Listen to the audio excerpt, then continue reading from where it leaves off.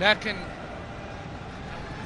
بس نشوف كورة. أنا اعتقادي أن العرض اللي ظهر في الشوط الأول على الأقل وإن كان غير مرضي إلى حد كبير لكنها مقبول.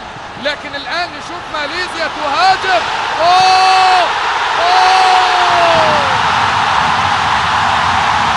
يا إلهي، صافق رحيم رائد الماليزيين وملعب شاه عالم تحول إلى عالم مجنون الآن. من يصدق، من يرى الآن هذا المنظر؟ صدقوا ما ترى أعينكم الآن. ماليزيا تتقدم بالهدف الأول وتسجل هدف بهذه الصورة الجميلة الملعوبة. نمور آسيا الحقيقية كما يلقبونه حضروا وانقضوا على الصقر وسجلوا الهدف الأول.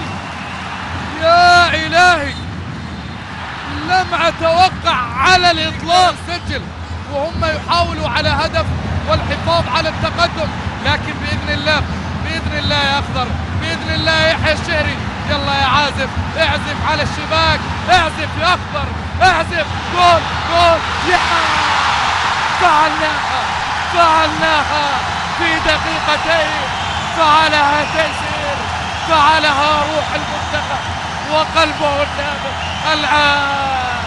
الله يا صدق، الله يا أخضر، الله يا تيسير، والله برافو.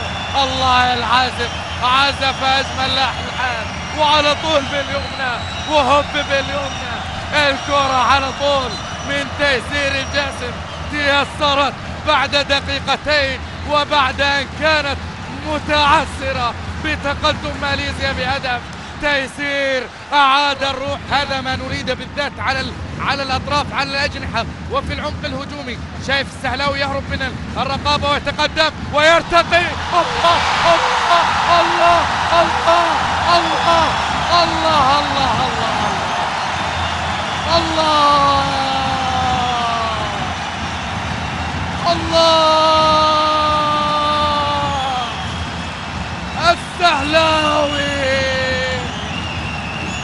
السهلاوي الله أعادنا إلى الأيام الخوالي، إلى الأيام. الله على الارتقاء والكرة راسية هوبا في الجول. الله يخضر، الله يخضر، الله على السهلاوي هداف التصفيات. يرسل كرة يضرب، ما يرحم بالأرقام.